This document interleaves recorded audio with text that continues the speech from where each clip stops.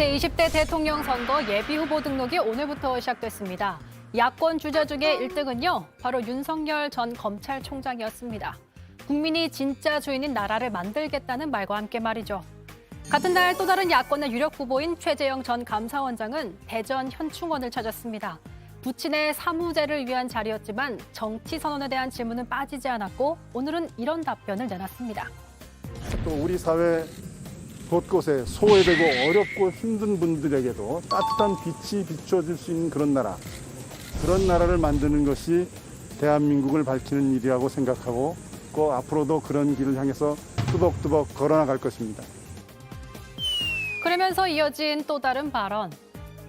최근의 상황을 살펴볼 때 과연 우리 국민들이 그리고 특히 청년들이 보다 나은 미래를 희망하며 살 수 있는지 여부에 대해서 심각한 의문을 가지지 않을 수 없습니다. 이렇게 사실상 처음으로 정치에 나서는 이유를 밝힌 겁니다. 정권 교체에 방점을 찍은 윤 전 총장과 다르지 않아 보이는데요. 오늘 최 전 원장이 정치 참여를 언급했다면 윤 전 총장은 한 인터뷰에서 단일화를 언급했습니다. 인터뷰에서 윤 전 총장은 정권 교체를 확실하게 할 수 있는 방안이라면 최재형 전 원장과의 단일화를 포함해 무엇이든 할 수 있다고 밝힌 거죠. 하지만 최 전 원장은 이런 말을 하기도 했습니다. 저는 저 자체로 평가받고 싶고 윤 전 총장의 단일화 발언 정말 양보도 가능하다는 건지 아니면 최 전 원장을 향한 견제구인 건지 궁금해지네요. 네, 첫 주제는 윤석열 전 총장 최재형과 단일화 가능하다라고 얘기를 했습니다. 일단 야권 두 명 다 야권의 대선 후보로 얘기가 되고 있기 때문에 여야로 나뉘어서 오지 않는 한 단일화할 가능성이 높죠, 당연히. 그러면 윤석열 전 총장의 얘기는 나한테 양보하라입니까? 아니면 내가 양보할 수도 있다. 최재형 원장에게. 그렇게 너무 확대해 해석하는 것 같고요. 너무 확대하네요, 제가. 그러니까 네. 본인이 정권 교체에 대한 필요성, 또 열망, 또 진정성 예. 이런 것들을 좀 강조했고 범야권 후보는 한 명이 나와야 된다. 이런 것들을 좀 더 강조하기 위해서 단일화라는 얘기를 했고 어쨌든 만약에 두 분 다 국민의힘에 들어온다 그러면 당연히 단일화하는 거죠. 경선을 통해서. 예. 이런 경우는 어떻게 보세요? 지금 윤석열 전 총장은 국민의힘 입당에 대해서 약간의 시간을 두고 있는데 알려지기로는 최재형 원장은 빨리 입당할 것이라고 알려지고 있는데 일단 밖에서 나랑 단일화해서 들어가자. 이런 구도도 가능합니까? 글쎄 그런 것들을 연결할 수 있는 고리가 있을까요? 제가 볼 때는 윤 총장은 최재형 원장의 입당 여부와 관계없이 늘 제가 말씀드리지만 본인의 정치 일정대로 본인이 생각하는 일정대로 입당 문제를 비롯해서 예. 모든 후보로서의 어떤 행보를 할 것이다. 저는 이렇게 봅니다. 예. 일단 야권 대선 후보로는 둘 중 하나는 아니죠. 여럿이 있는데 둘 다 나오는 일은 없을 거다라는 게 이제 윤석열 전 총장의 메시지를 해석하면 그렇게 되는데 그러면 일단 야권 후보가 국민의힘 후보가 나오고 삼지대에서 이른바 나오는 일은 일단 없다 이렇게 봐도 되겠죠? 아니 그러니까 그거를 우리가 또 예단할 수는 없는 거죠. 윤 총장하고 안철수 대표가 예. 만났지 않습니까? 이제 그러면서 또 같은 공감대도 형성을 했고 또 안철수 대표가 요즘 합당에 대해서 예. 썩 그렇게 관심이 없는 것 같아요. 적극적이지가 않은 것 그러니까 같아요. 당명이라는 게 사실상 저희가 받아들이기 힘든 얘기지 않겠습니까? 그런데 그걸 허들로 딱 가져놓은 거는 합당의 시기 이런 것들을 본인이 결정하겠다라는 거 아니겠습니까? 왜냐하면 당명이라는 허들을 걷어내면 예. 합당이 바로 되는 거고 그 허들을 안 걷으면 통합이 안 되지 않겠습니까? 이제 그럴 경우에 이제 하나의 윤 총장 입장에서도 하나의 옵션이 될 수가 있겠죠. 예. 하나의 플랫폼이 돼가지고 거기서 또 리그가 만들어지고 또 국민의힘 리그가 만들어지면 그야말로 그때는 단일화 얘기도 나올 수가 있는데 나중에 이제. 예, 나중에. 근데 그거는 하나의 참 소설 같은 얘기가 아닌가 이렇게 생각을 합니다. 저는 지금 윤 총장의 발언 중에서 근데 윤 총장은 아니잖아요 지금. 윤 전 총장. 후보로 앞으로 이제 이제 후보죠. 네. 예비 후보죠. 예비 후보 등록을 했으니까. 예비 후보죠. 윤 후보로 윤석열 하시죠. 후보의 발언 중에서 제일 키워드는 전 단일화라고 하는 그 용어라고 생각하는데요. 그러니까 이 말은 국민의힘에 들어가서 경선하는 거는 머릿속에 지금 없어요. 내가 보니까. 그러니까 뭔가 윤석열 후보라고 하는 독자적인 상수. 그다음에 최재형 후보도 약간 상수 아니겠냐. 상수와 상수가 만나야 단일화가 되는 거거든요. 그 둘 다 상수로 보는 거예요. 예. 그러니까 국민의힘은 또 하나의 상수 누가 될지 모르지만 뭐 이런 그러니까 머릿속에 이제 이런 그림이 있는 건데 저는 이게 지금 약간 문제가 있다고 보는 게 약간 사태 파악을 잘 못하고 있는 시차 적응이 좀 안 되고 있다고 봐요. 예. 그러니까 그 전에 뭐 원인은 모르지만 그러니까 지지율이 1등 나오고 40% 나오고 이럴 때가 있어요. 지금은 이제 많이 바뀌었습니다. 그런데 그 두 가지가 있어요. 하나는 실제로 검찰총장으로서 문재인 정부를 반대하는 민심이 검찰총장에게 몰렸을 때 예. 좀 일시적인 거죠. 일시적이고 좀 약간은 자극적인 그런 상황이 하나가 있고 또 하나는 국민의힘이 힘을 못 쓸 때 국민의힘은 도저히 안 된다 여기는. 뭐라고 해도 국민의힘으로는 표가 안 모인다. 이럴 예. 때가 있었어요. 몇 달 전이지만. 이럴 보궐선거 때 전에. 예, 이제 윤석열이라고 하는 상수가 의미가 있었는데 지금 많이 달라졌습니다. 국민의힘이 일단 뭐 어떻든지가 보궐선거 이후에 기록을 좀 회복해서 국민의힘 가지고 서울시장 선거에서 이긴 거 아닙니까? 그래서 대선도 마찬가지고. 그래서 이런 점들을 보면 단일화라고 하는 이런 개념보다는 예. 국민의힘 입당을 고민해야 될 것 같은데 그걸 고민 안 하는 것 같아요. 아니 근데 그 자꾸만 윤석열 총장의 행보에 대해서 정치 공학적으로 자꾸 접근을 하는 것 같아요. 근데 한번 봅시다. 윤 총장이 가지고 있는 지지율은 사실상 독보적인 겁니다.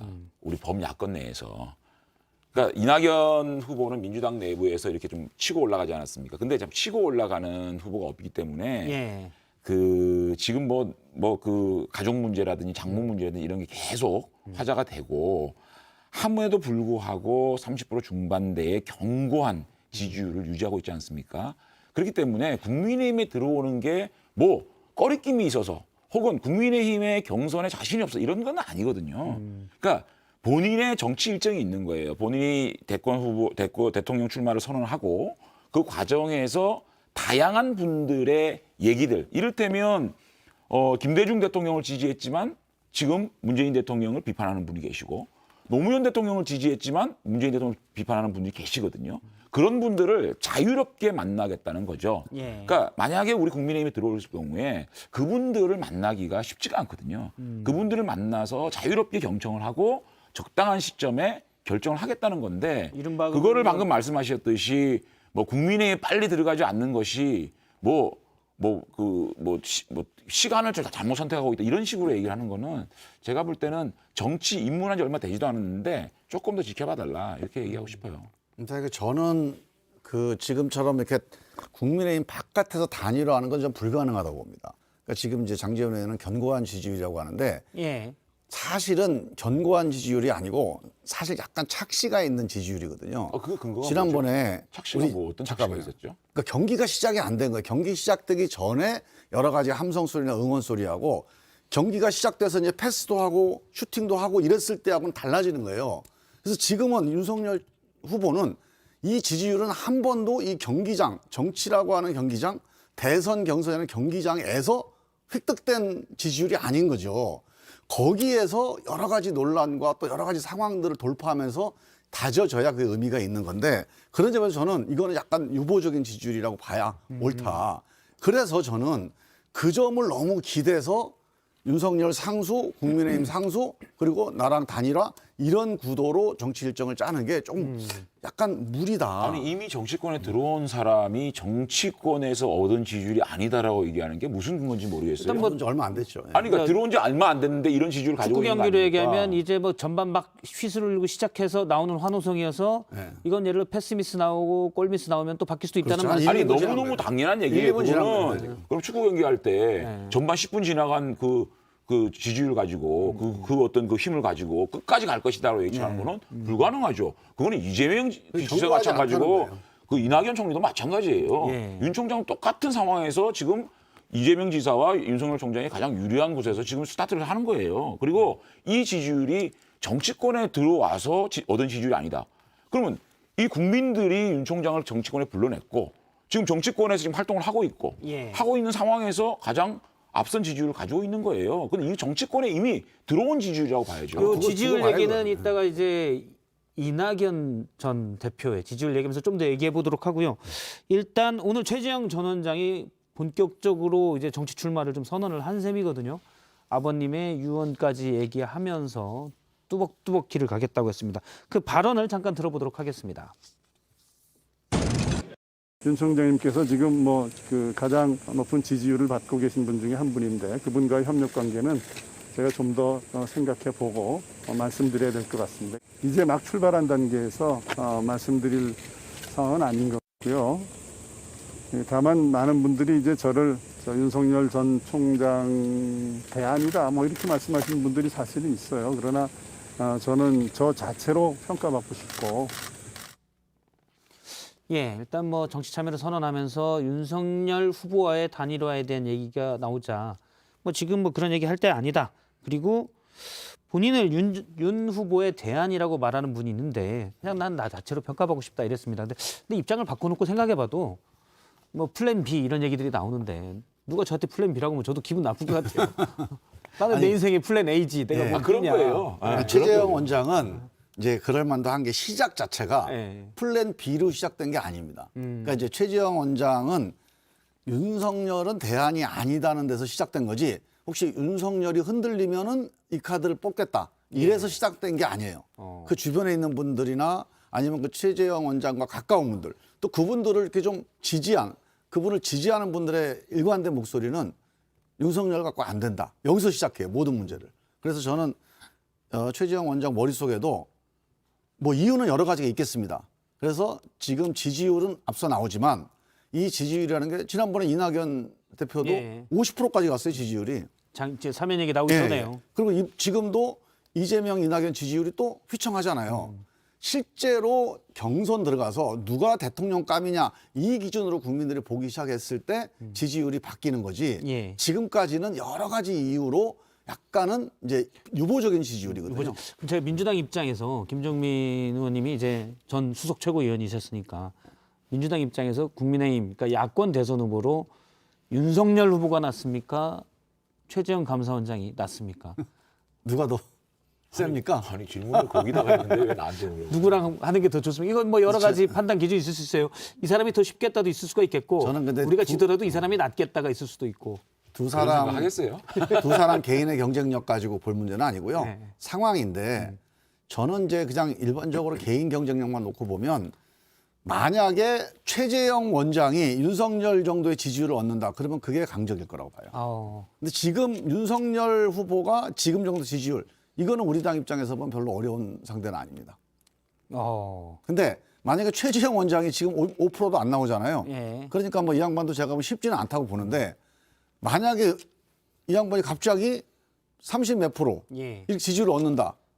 그러면 쉽지 않다. 상당히 어려운 상대죠. 예. 아니 근데 그 이낙연 그 전 대표. 총리의 그 전 대표의 지지율이 40% 갔다가 이렇게 뭐 떨어졌다 그리고 다시 올라간다 이렇게 얘기를 하는데 그거는 명백한 이유가 있는 거예요. 이낙연 그 전 총리가 당 대표가 돼서 예. 당 대표의 리더십의 문제점들 그런 것들에 대한 실망 이것이 이낙연 총리의 그 지지율 하락으로 갖고 온 거거든요. 그렇기 때문에 검증이 된 그런 지지율 하락이었고 반등이 되는 건 바닥을 쳤기 때문에 예. 일정 조정을 거쳐서 어느 정도 올라가는 거라고 보기 때문에 그렇게 뭐 정치권에 있는 대권 후보의 지지율이 그렇게 폭락하고 폭등하고 그런 상황이 되는 거는 저는 지금 그런 말씀에 동의하기 힘들고요.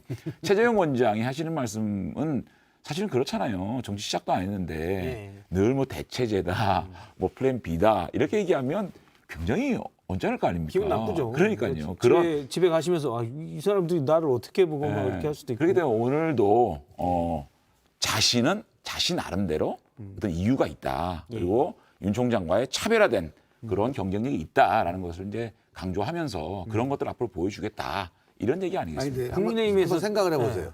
최재형 원장이 만약에 이 상황 판단을 할 때 윤석열 후보가 예. 40% 가까운 지지율이 나와요.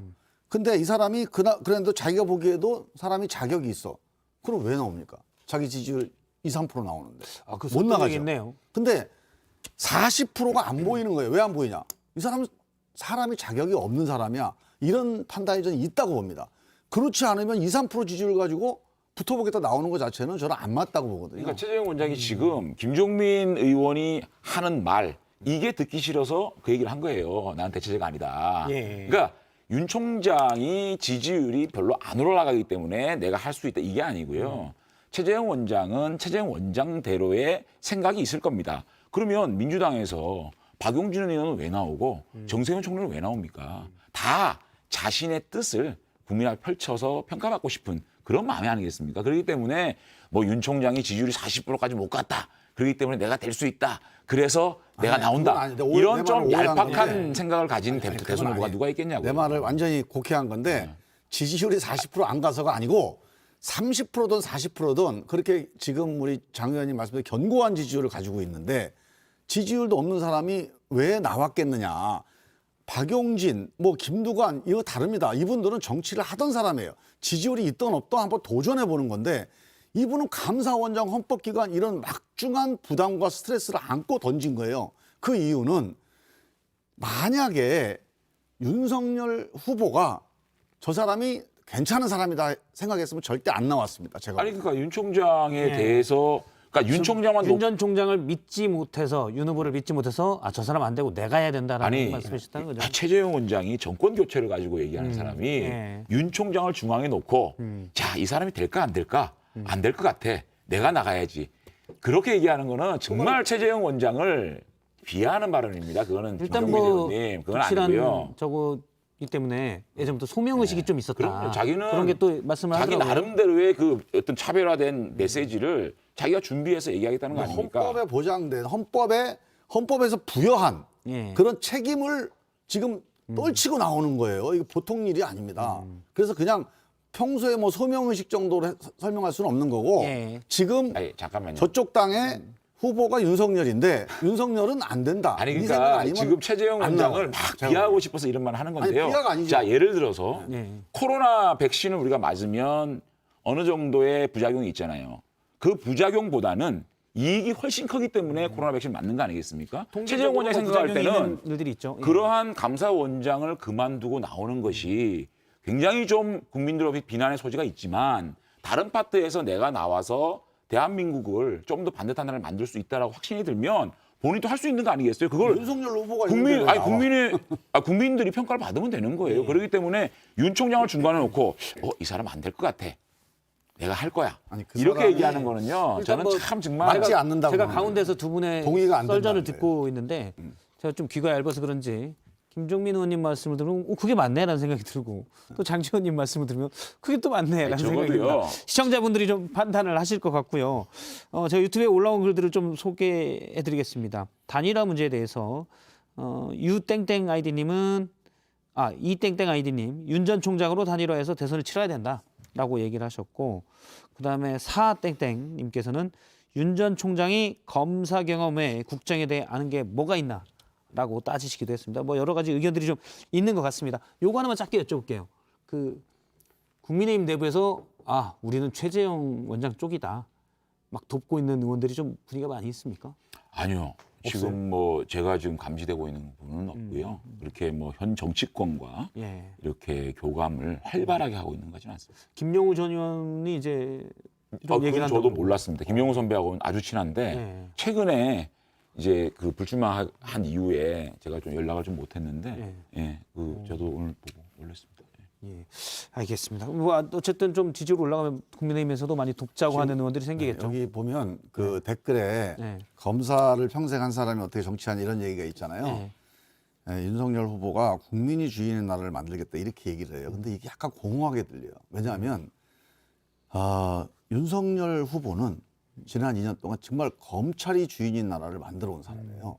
그러니까 이런 분이 갑자기 국민 이러면서 뭔가 큰 이제 그 아젠다를 가져가는데 이게 맞질 않습니다, 잘. 예. 그래서 저는 이런 이 공백, 이 틈새가 예. 최재형 같은 사람이 저건 안 맞는다. 그 얘기를 하시면 또 그렇게 이제 나오는 장재원 것 의원님이 또 세게 반박을 아니, 하셔서 근데요. 여기가 또 10분 아니요. 가니까 아니 잠깐만요. 제가 이 얘기는 딱 해야죠. 10초 만들게요. 10초가 아니라요.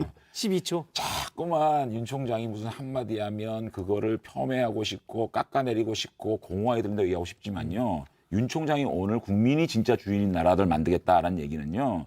지금까지 문재인 정권, 문재인 대통령이 국민이 주인인 나라를 만들겠다고 했지만 실제로는 친문, 그 이너서클 안에 있는 사람이 주인인 나라였거든요. 모든 검찰권 이런 것들을 전부 장악해가지고 자신이 하면 무죄, 남이 하면 유죄 이렇게 만들어 온 그러한 것들을 아주 없애버리고 정말 모든 검찰권을 비롯한 국민의 그 예산권이라든지 이런 것들을 국민이 진짜 주인인 나라를 만들어 보겠다. 자신이 문재인 정권에 몸을 담았던 실질적인 그러한 경험을 통해서 이런 얘기를 하는 겁니다. 예. 이렇게 자꾸만 비판을 하면 김종민 의원님은 문재인 대통령에게 자꾸만 이게 화살이 돌아가요. 말씀이 이제 자꾸 돌아가야 돼요. 딱 저게 있어요. 이제. 나는 저 옛날 영화에 나왔지 않습니까? 한눈만 팬다. 거기 좀 강하신 것 같아요. 아니, 저는 뭐 지금 민주당 그 대통령 후보 중에 아주 유력한 분이 안 웃으니까 자꾸만 문재인 대통령 화살이 가네요. 이렇게 오면 이렇게 가는.